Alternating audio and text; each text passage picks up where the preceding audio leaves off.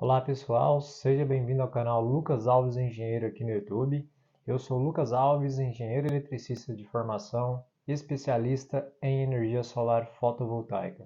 E hoje nós vamos dar continuidade ao tema do vídeo anterior, que é retratar sobre o livro Subestações Elétricas de Alta Tensão, do João Mamed Filho.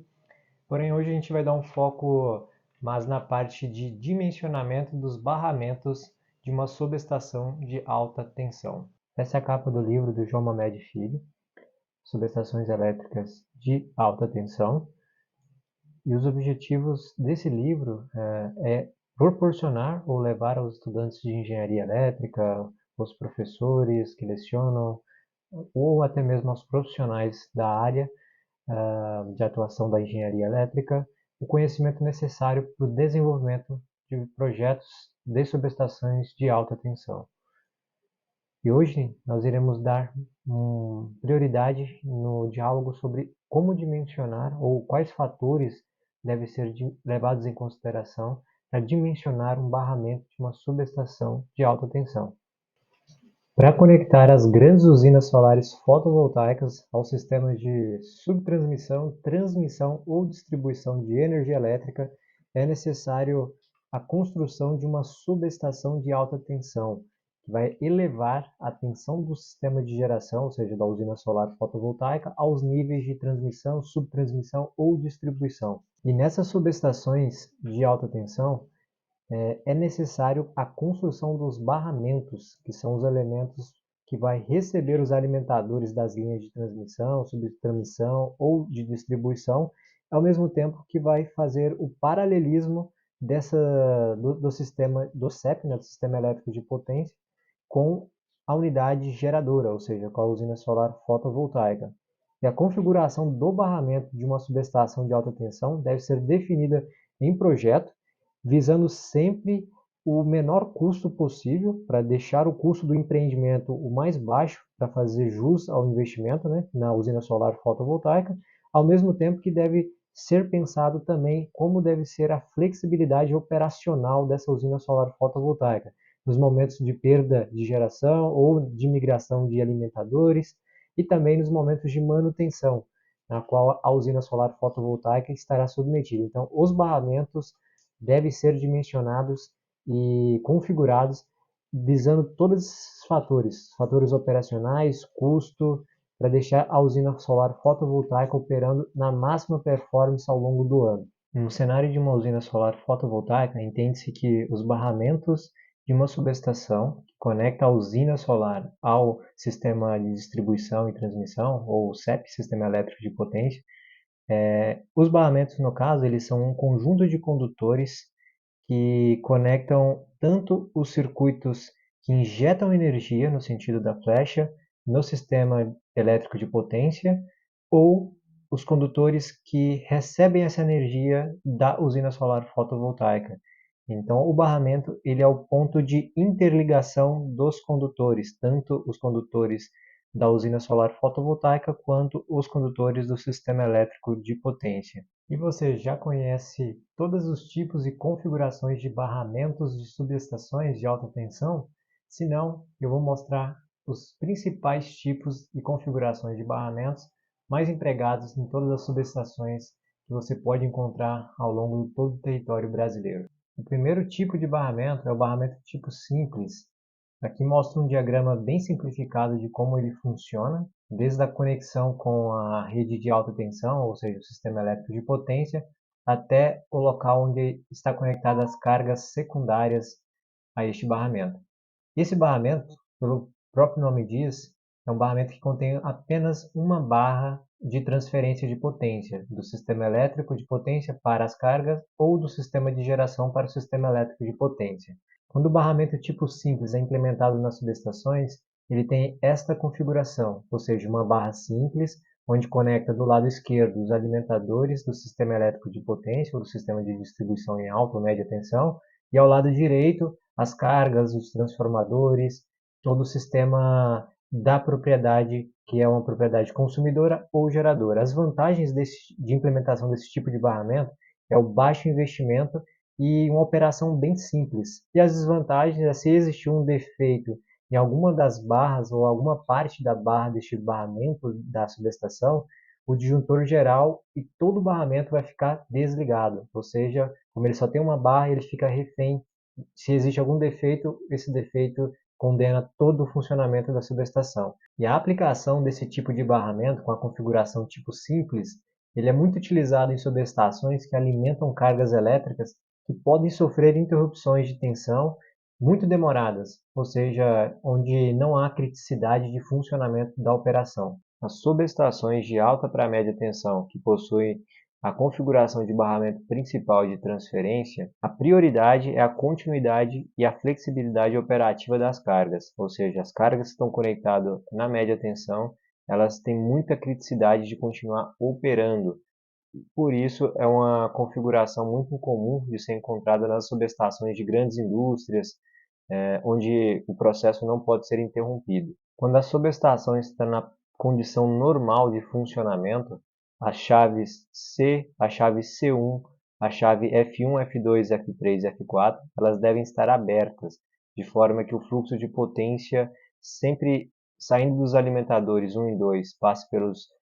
disjuntores de alta tensão, passe pelos transformadores, que faz a transformação da alta para a média tensão, e também passe pelos disjuntores de média tensão até alcançar os barramentos. No momento de falha, se acontece alguma falha no transformador 1, por exemplo, as chaves A, a chave B, a chave C, F1, F2, F3, F4 devem estar abertas,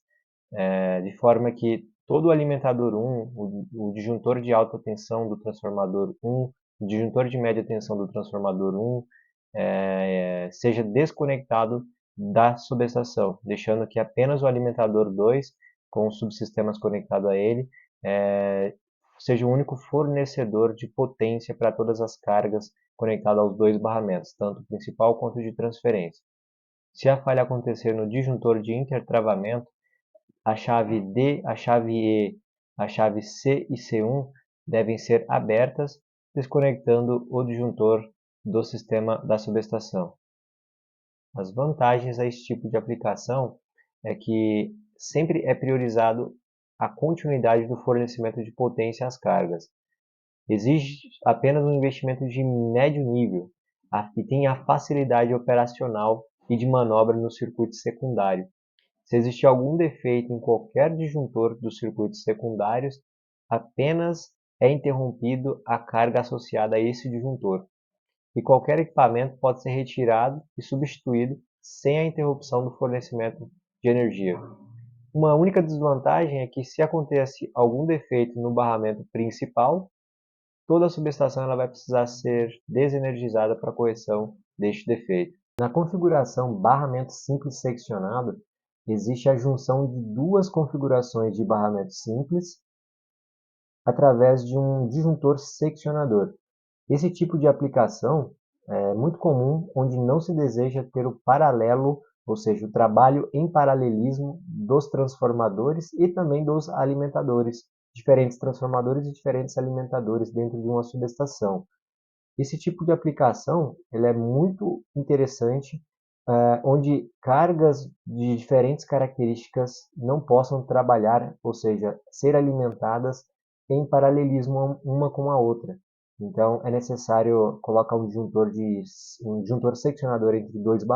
barramentos, né, para fazer a isolação de cada um dos alimentadores e de cada um dos transformadores. A operação normal desse tipo de configuração, como a gente havia mencionado, é o antiparalelismo entre alimentadores e transformadores. Então, normalmente, esse tipo de aplicação ele vai trabalhar com as chaves E e F abertas. Numa situação de falha, onde, por exemplo, o alimentador 1 ou o transformador 1 está em falha, ou seja, não operando, as chaves A, B, C e D devem ser abertas para que as chaves E e F possam ser fechadas e ter o paralelismo dos dois barramentos. E assim, o alimentador e o transformador 2 assumir todas as cargas conectadas aos dois barramentos.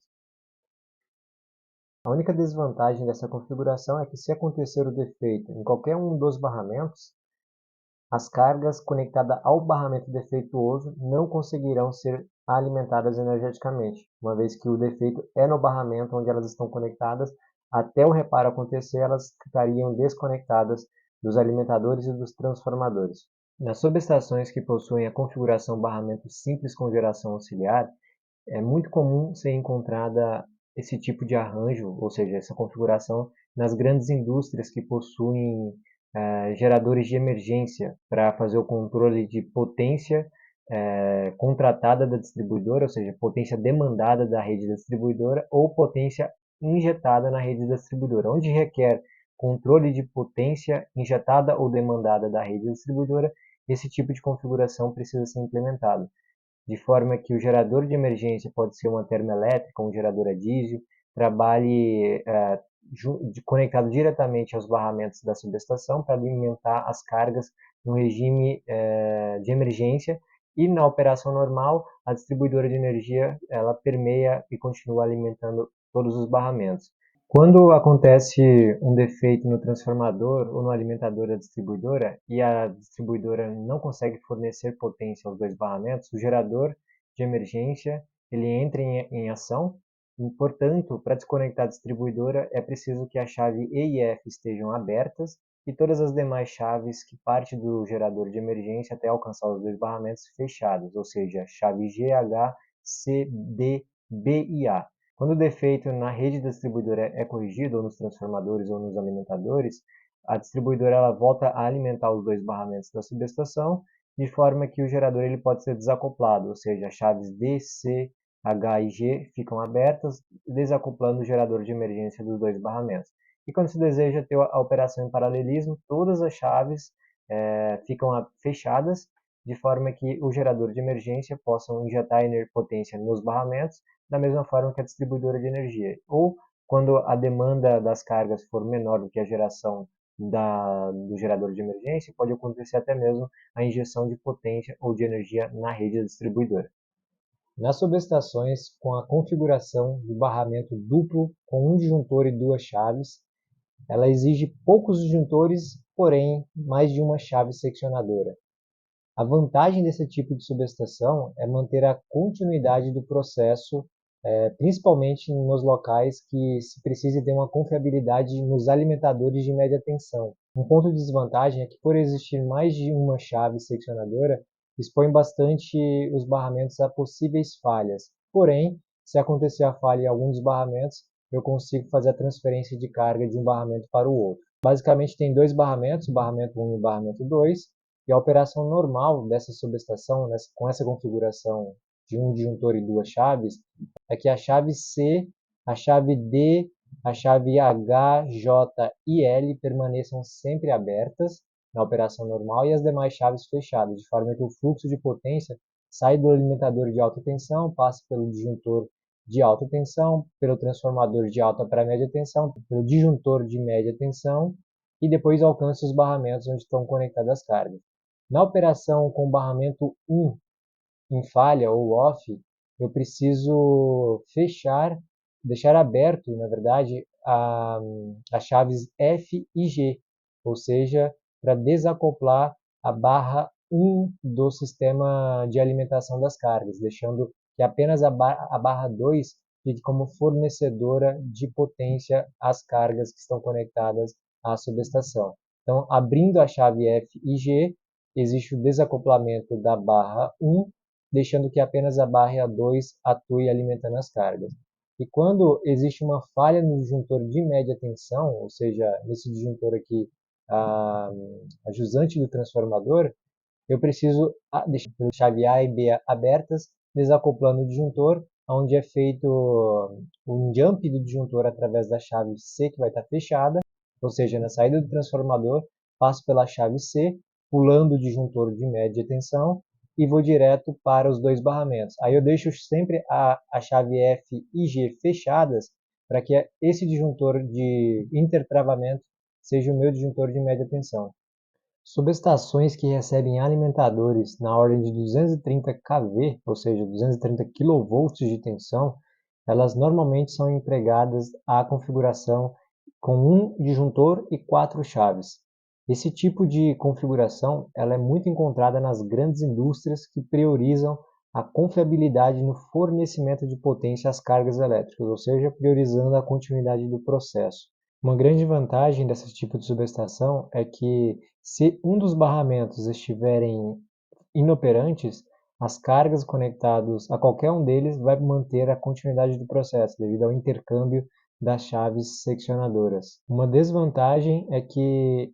esse tipo de configuração está exposto à falha, uma vez que existe um grande número de chaves seccionadoras. Em regime de operação normal, precisam estar abertas a chave Z, a chave F, a chave C, a chave D, a chave G e a chave I, de forma que o fluxo de potência parte dos alimentadores 1 e 2, desçam, passe pelos transformadores de tensão e corrente em alta tensão, pelo disjuntor de alta tensão, até alcançar os barramentos, onde estão acopladas as cargas que vão consumir toda a potência fornecida pelos dois alimentadores. Quando acontece uma falha no barramento 1, o fluxo de potência não passa por nenhum dos dois barramentos, de forma que os dois barramentos é jumpeado até alcançar as cargas. Então precisa estar abertas para que nenhum dos dois barramentos sejam alimentados. A chave B, a chave C, a chave E e a chave F do disjuntor de transferência, a chave H e I, que são essas duas chaves aqui embaixo, de forma que o fluxo de potência parte dos alimentadores 1 e 2, passe pelo disjuntor da chave C, jampeie os dois barramentos, depois ele chega até o transformador 1 e transformador 2, até chegar nas cargas conectadas a essa subestação. Quando o disjuntor de alta tensão ele está defeituoso, ele precisa estar fora da operação da subestação, de forma que precisam estar abertas a chave A e a chave B para desacoplar ele do circuito, de forma que o fluxo de potência jampeie e passe pela chave C, de forma que o fluxo de potência não passe pelo disjuntor de média tensão aqui embaixo e chegue ao transformador que faz o abaixamento da alta para média tensão. As subestações que possuem a configuração barramento duplo com um disjuntor e 5 chaves são aquelas subestações que trabalham em alta tensão com alimentadores em 230 kV. Essas subestações também podem trabalhar em média tensão, mas é muito comum encontrar em subestações que possuem alto nível de conexões em 230 kV. Por ter várias chaves, ou tipo de subestação, né, que preza bastante pela continuidade do processo, ou seja, do fornecimento de potência às cargas. E uma das desvantagens é que, por ter bastante chaves, existe uma alta exposição a falhas. Quando em regime de operação normal, a subestação com um disjuntor e 5 chaves, ela precisa estar com a chave A, B, a chave D, E, F, G, H, I fechadas, de forma que os dois barramentos, o barramento 1 e o 2, estejam sempre alimentados, fornecendo potência a todas as cargas e aos alimentadores conectados a eles. Quando existe uma falha no disjuntor de média tensão do transformador 1 ou do transformador 2, a chave A e B, ou A1B1, elas precisam estar abertas, desacoplando esse disjuntor, esses disjuntores do circuito, né, da subestação, mantendo o fluxo de potência pulando esse disjuntor através da chave C e C1 e alcançando os barramentos dessa subestação para alimentar as cargas. Quando existe uma falha no barramento 1, por exemplo, esse barramento em U, todas as chaves que conectam esse barramento ao circuito da subestação precisam estar abertas, ou seja, a chave D, D1, G, G1 e G2, deixando o barramento 1, esse barramento em U, isolado da subestação, de forma que a referência de alimentação venha apenas do barramento 2. Todas as cargas estão referenciadas a este barramento, até a falha do barramento 1 ser resolvida. Subestações que possuem barramento duplo com dois juntores e 4 chaves são normalmente encontradas onde se tem a tensão de 69 a 230 kV, ou seja, alta tensão, mas também elas podem atuar na média tensão, para trazer confiabilidade e continuidade no processo de fornecimento de energia às cargas elétricas ou alimentadores. A aplicação desse tipo de subestação são as grandes indústrias, as centrais geradoras de energia solar fotovoltaica, os grandes parques de geração, e também pode ser utilizado essa configuração nas subestações das distribuidoras ou concessionárias de energia elétrica, como a CPFL, que fornece energia para os grandes centros urbanos. Na operação normal, as chaves A, B, a chave D, todas elas numericamente indicadas, e a chave E, também numericamente indicada, elas precisam estar fechadas, de forma que o fluxo de potência venha pelos alimentadores de alta tensão, passe pelo disjuntor de alta tensão, faça a transformação de alta para média através do transformador de potência, passe pelo disjuntor de média tensão entre as chaves AB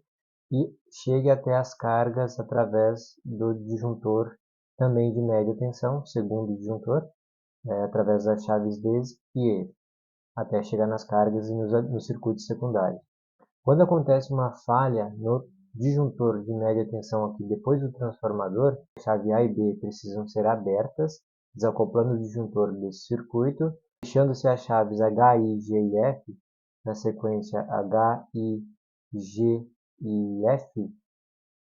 as cargas elas passam a ser alimentadas, os circuitos secundários passam a ser alimentados através da barra 1 dessa subestação, e o fluxo de potência vem dos alimentadores de alta tensão, passa pelo disjuntor de alta tensão, passa pelo transformador que abaixa de alta para média,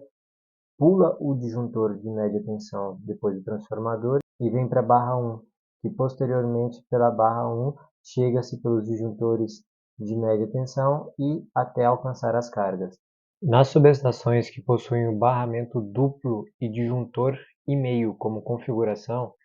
são subestações que atendem cargas de alta relevância, são subestações de grande porte. E por essa necessidade técnica, por atender cargas de alta relevância, essa subestação ela implica uma alta complexidade no esquema de proteção, ou seja, pode ver que existe pelo menos dois disjuntores para cada ramal alimentador dos barramentos, entre o barramento 1 e o barramento 2. Então, é uma subestação com alto grau de complexidade a nível de proteção. E isso deixa a subestação bem complexa de se operacionalizar, ou seja, tanto em manutenções, durante o próprio procedimento de implantação da subestação, do esquema de proteção, é um processo muito complexo, devido à diversidade de disjuntores que existem aqui, que tem que trabalhar em coordenação um com o outro e respeitar os critérios de seletividade também da proteção. Normalmente essa subestação é utilizada em locais que recebem alimentadores em alta tensão, ou seja, superior a 230 kV. Porém, também é possível de se implantar essa subestação em locais de média tensão, abaixo de 69 kV. A operação normal da configuração barramento duplo e disjuntor e meio manter as chaves G e a chave H sempre abertas, ou seja, essas chaves aqui embaixo, a G, G1, G2, G3, H1, H2, H2 e H3 abertas, desacoplando dessa forma a barra 1 das cargas da subestação, de forma que o fluxo de potência que venha dos alimentadores 1 e 2 de alta tensão passe pelo disjuntor 1 e 2 de alta tensão, faça a transformação de alta para média pelos transformadores 1 e 2 e alcance o barramento 2 aqui da subestação e, por consequência, alimenta as cargas sem usar o barramento 1. Quando acontece uma falha no disjuntor de média tensão, por exemplo, do transformador 1, que é esse disjuntor entre as chaves A e B, as chaves A e B precisam ser abertas, desacoplando todo o alimentador 1, transformador 1 e disjuntor 1 do sistema da subestação, de forma que apenas o conjunto alimentador 2, disjuntor 2 e transformador 2 fique responsável em suprir toda a subestação, todas as cargas conectadas a essa subestação, de forma que o fluxo de potência parta apenas do alimentador 2, transformador 2, disjuntor 2, alcançando aqui o barramento 2 e, por consequência, todas as cargas conectadas. A barra 1 ela é acionada quando, por exemplo, acontece uma falha em um dos disjuntores de média tensão entre as duas barras, de forma que, se acontecer uma falha nesse disjuntor entre a chave C e D, eu possa, através do segundo ramal alimentador que une as duas barras, fechando a chave H1 e G1, alimentar a barra 1, de forma que eu possa alimentar as cargas conectadas nesse primeiro ramal através da barra 1 por intermédio do caminho, do segundo caminho aqui que une as duas barras. Então, essa subestação é muito comum para sempre continuar o processo operativo independente onde a falha esteja. Pela quantidade de chaves e de disjuntores que existe, eu sempre vou conseguir um caminho de proteção entre as duas barras para suprir as cargas e nunca deixá-las sem o suprimento energético. A configuração barramento em anel seccionado é muito útil nas usinas de geração, como as grandes centrais geradoras solar fotovoltaicas de grande ou médio porte. Como pode ver, nesse tipo de configuração anel seccionado, a proteção, os dispositivos de proteção, as chaves de média tensão, os juntores de média tensão, são conectados em formato de um anel, formando um circuito fechado. Esse tipo de configuração viabiliza sempre a continuidade de fornecimento às cargas ou aos circuitos secundários conectados a esta subestação. Porém, existe também a complexidade de fazer a proteção desse sistema operar em coordenação e seletividade. Por ter um sistema com várias chaves, vários disjuntores acionados a relés, é muito complexo se estabelecer um projeto de proteção para a subestação. E se acontece algum defeito em algum dos disjuntores ou chaves deste anel, essa configuração de anel ela se torna um barramento simples, ou seja, um investimento altíssimo para se formar um sistema de proteção funcional em anel, pode ser equiparado a um sistema simplório, como o barramento simples que nós vimos anteriormente, se existir um defeito em alguma das chaves ou dos disjuntores presentes aqui no anel. A operação normal dessa subestação com anel seccionado é mantendo abertas as chaves B e B1, que são as chaves que trabalham em paralelo com os disjuntores de média tensão do transformador 1 e 2, de forma que o fluxo de potência venha dos alimentadores de alta tensão, passe pelos disjuntores de alta tensão, pelos transformadores que rebaixam de alta para média tensão, passe pelos dois disjuntores de média tensão até alcançar o anel onde estão conectadas as cargas e os alimentadores. Quando acontece uma falha no disjuntor de média tensão de um dos transformadores, como por exemplo no disjuntor de média tensão do transformador 1, eu preciso deixar aberto as chaves A e a chave C, desacoplando o disjuntor defeituoso da subestação, de forma que o fluxo de potência faz o percurso do transformador, pula o disjuntor de média tensão defeituoso pela chave B, que vai estar fechada, e alcança o anel, de forma que o disjuntor entre a chave D e E e D1 e E1 passam a ser os disjuntores substitutos do disjuntor defeituoso. Quando acontece um defeito no transformador 1, o transformador 2, o alimentador 2, precisa ter capacidade de fornecimento de potência para toda a subestação e o fluxo de potência só existe a partir do alimentador 2, transformador 2, passa pela chave seccionador e disjuntor de média tensão 2 e alcança o anel, de forma que toda a parte do transformador 1, alimentador 1, fica isolado do sistema. Nas subestações que possuem a configuração barramento em anel contínuo, são aquelas subestações que priorizam também a continuidade no fornecimento às cargas. Uma grande vantagem dessa configuração é que, se existir um defeito em algum dos componentes da subestação, ele pode ser removido ou substituído sem interromper o processo de fornecimento das demais cargas, exceto quando se trata dos disjuntores dos circuitos secundários, que daí, se existir a necessidade de substituição desses disjuntores, apenas essas cargas circuitos secundários ficam sem alimentação do anel contínuo. Uma desvantagem é que, se acontecer algum defeito no barramento do anel, toda a subestação ela fica desconectada, ou seja, sem fornecer energia às cargas conectadas a elas. Uma aplicação muito comum desse tipo de configuração de subestação são as indústrias e as grandes centrais geradoras de médio e grande porte. Na operação normal, o fluxo de potência passa pelo disjuntor de alta tensão, vindo dos alimentadores 1 e 2, acontece o abaixamento pelo transformador 1 e 2 da alta para média tensão, passe pelo disjuntor de média tensão conectado pelas chaves A e C e chega até as cargas e aos alimentadores secundários ou circuitos secundários através do disjuntor das chaves F e E. Quando acontece um defeito num transformador, por exemplo, se esse transformador 1 ele fica defeituoso, a chave A e B e C, elas precisam ser abertas, desconectando todo o ramal do alimentador 1 até o transformador 1, da subestação, de forma que o alimentador 2, disjuntor 2 e transformador 2 ficam sendo os únicos responsáveis pelo suprimento energético da subestação, de forma que o fluxo de potência de igual forma passa por todos os disjuntores conectados pelas chaves F e E dos circuitos secundários. As subestações que possuem barramento em anel modificado é utilizado principalmente nos locais que se constroem usinas de geração de grande porte, como as grandes centrais geradoras, podendo ser solar fotovoltaica, eólica.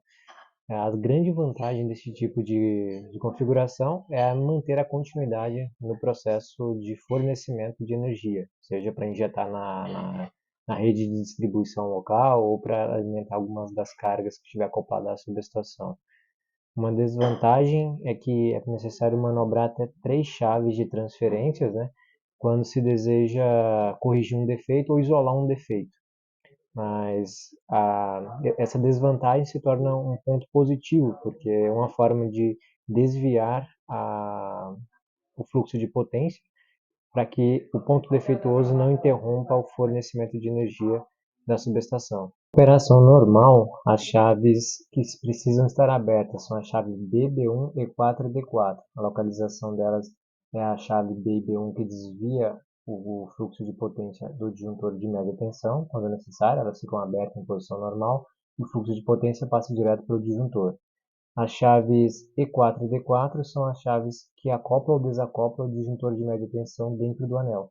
Então, esse disjuntor fica desacoplado, tendo as chaves E4 e D4 também abertas. Quando acontece uma falha ou um defeito aqui no transformador 1, as chaves precisam estar abertas.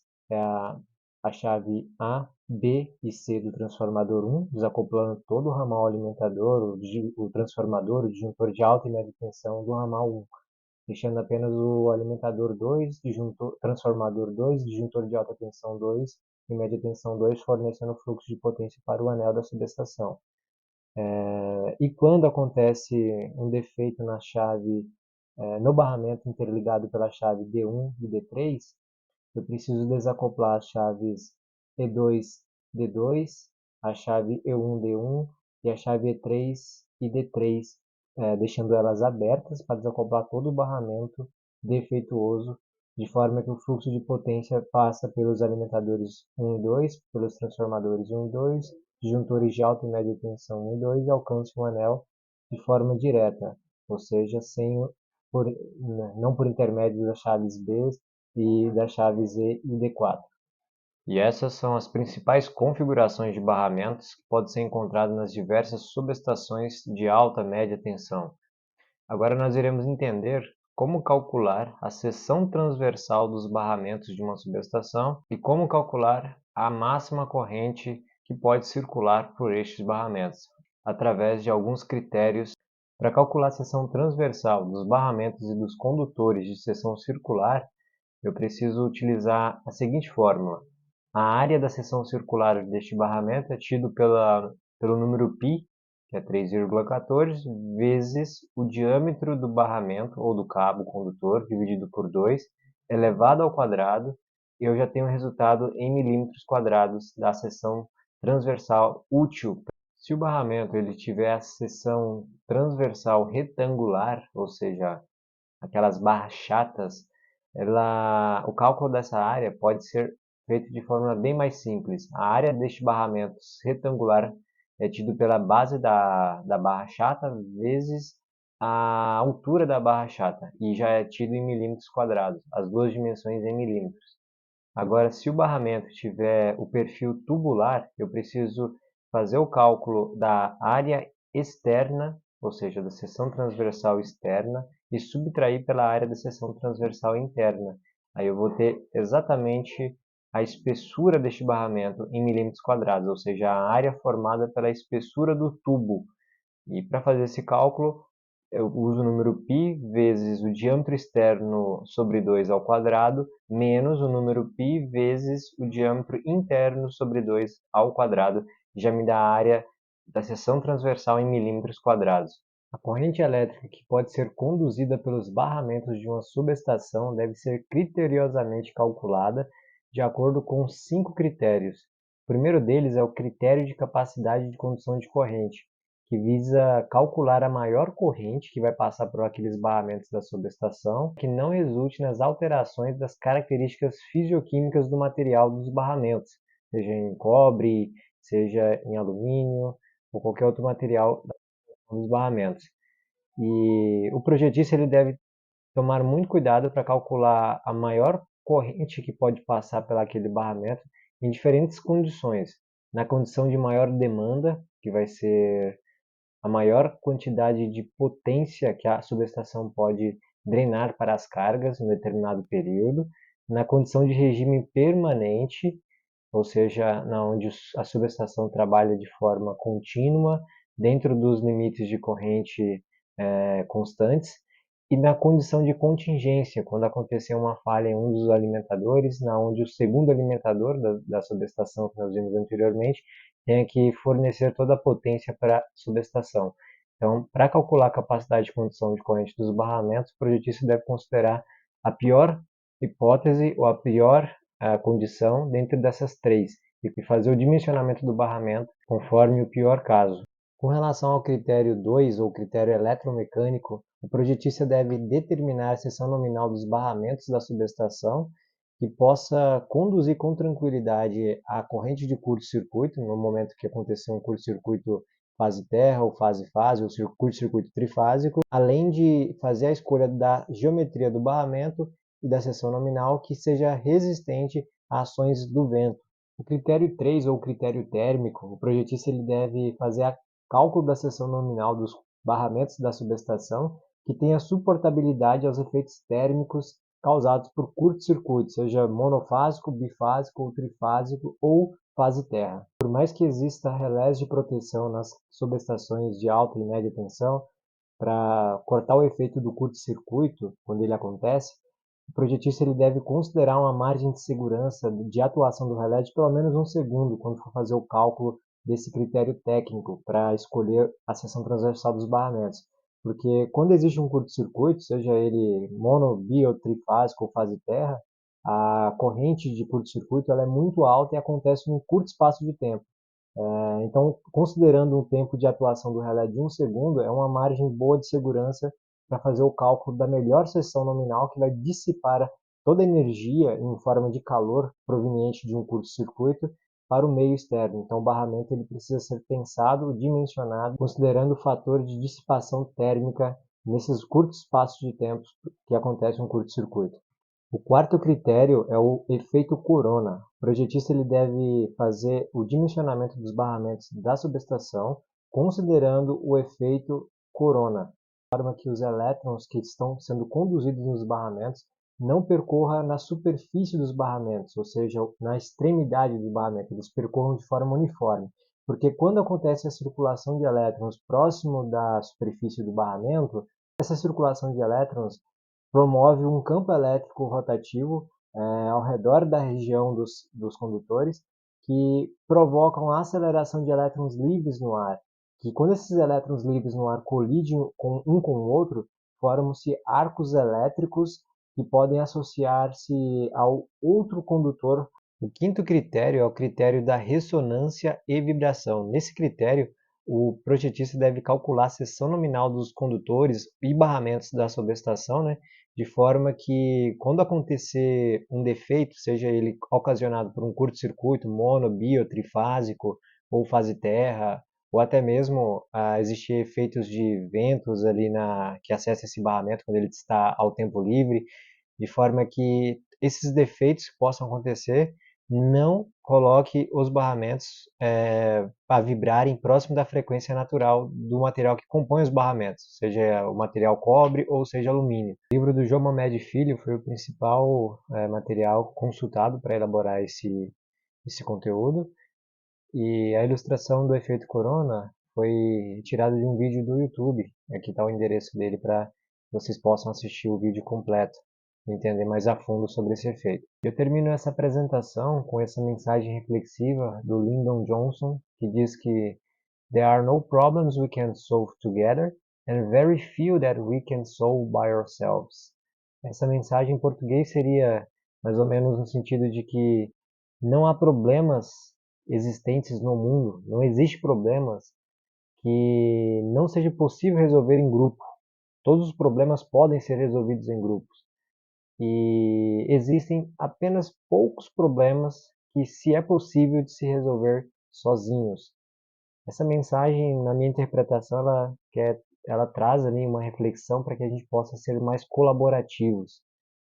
tanto no sentido de complementar para nossos próximos aquilo que nós temos de sobra e percebemos que podemos ser útil nesse aspecto, nesse sentido, nesse complemento, e ter a humildade de chegar para o próximo e pedir ajuda. Quando a gente percebe que nós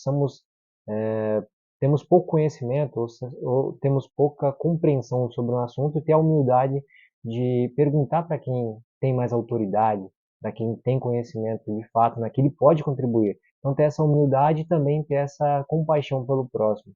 E porque os problemas que existem, nós como solucionadores de problema, precisamos dar uma solução para eles. Porque é uma oportunidade para crescermos profissionalmente, socialmente, nas nossas relações pessoais. Então, se existe um problema para ser resolvido, que sejamos os solucionadores desse problema. E que para resolver esses problemas, a mensagem vem nesse aspecto, para que a gente possa ser colaborativo e ser humilde em pedir ajuda e também em emprestar nossa ajuda. Eu agradeço pela atenção de todos que puderam acompanhar essa aula até o término. Deixo aqui as minhas redes sociais, os meus contatos. Se tiverem alguma dúvida, pode entrar em contato comigo através de qualquer uma dessas redes sociais, para que a gente possa continuar esse assunto. E deixe os comentários aqui nesse vídeo sobre alguma perspectiva diferente, sobre algum ponto do material que eu apresentei, alguma contribuição de algum ponto que eu esqueci de falar. Vamos fazer um ambiente colaborativo aqui nos próprios comentários do vídeo. E se você gostou, se fez sentido para ti esse conteúdo, eu peço para que curta esse conteúdo, compartilhe com as pessoas que vocês acham que possam fazer a diferença, possam ajudar e contribuir, porque esse é o objetivo, compartilhar conhecimento sempre.